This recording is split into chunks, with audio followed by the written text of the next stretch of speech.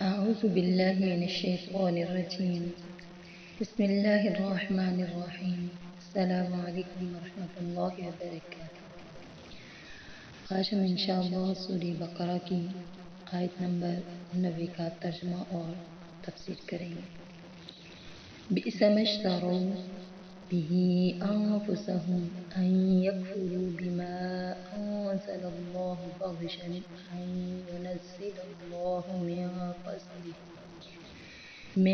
فضله على من يشاء من عباده فباءوا بغضب على غضب وللكافرين عذاب مهين. بئس ما اشتروا، برا ہے جو انہوں نے بیچ ڈالا، بہ انفسہم، اس کے بدلے اپنے آپ کو، ان یکفروا، کہ وہ منکر ہوگے، بما انزل اللہ بغیا، اس سے جو نازل کیا اللہ نے، بغیا، اس ضد سے، ان ینزل اللہ من فضلہ، کہ اللہ نازل کرتا ہے اپنے فضل سے، علی من یشاء من عبادہ، اپنے جس بندے پر وہ چاہتا ہے. فباءوا بغضب علی غضب، سو کما لائے وہ غضب پر غضب. وللکافرین عذاب مہین، اور کافروں کے لیے رسوا کرنے والا عذاب ہے.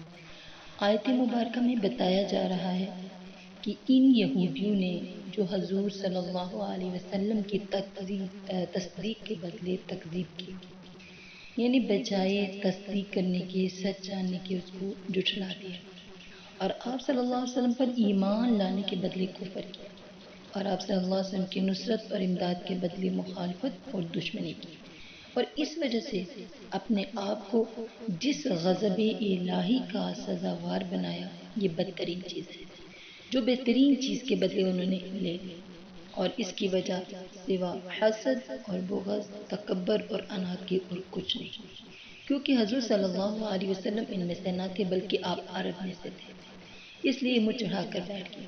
حالانکہ اللہ پر کوئی حاکم نہیں، وہ رسالت کے حقدار کو خوب جانتا ہے، وہ اپنا فضل اور کرم اپنے جس بندے کو چاہے عطا فرماتا ہے. بس ایک تو تورات کے احکام کی پابندی نہ کرنے کی وجہ سے ان پر غضب تھا ہی، اب دوسرا حضور صلی اللہ علیہ وسلم کے ساتھ کفر کرنے سے نازل ہوا.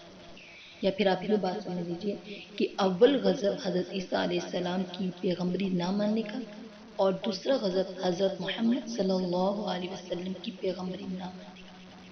یا پہلا غضب وہ جو بچڑے کے پوجنے کی وجہ سے تھا، دوسرا غضب حضور صلی اللہ علیہ وسلم کی مخالفت کی بنا پر.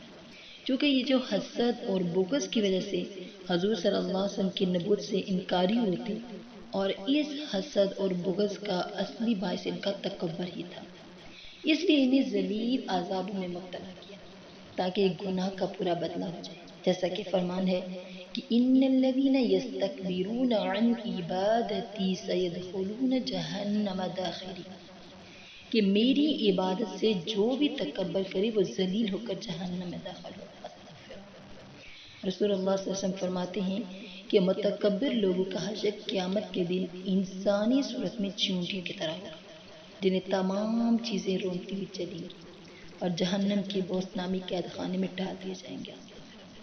جہاں کی آگ جہنم کی دوسری آگ سے تیز ہوگی، اور جہنمیوں کا جو لہو اور پیپ وغیرہ ہوگا وہ ان کو پلایا جائے گا.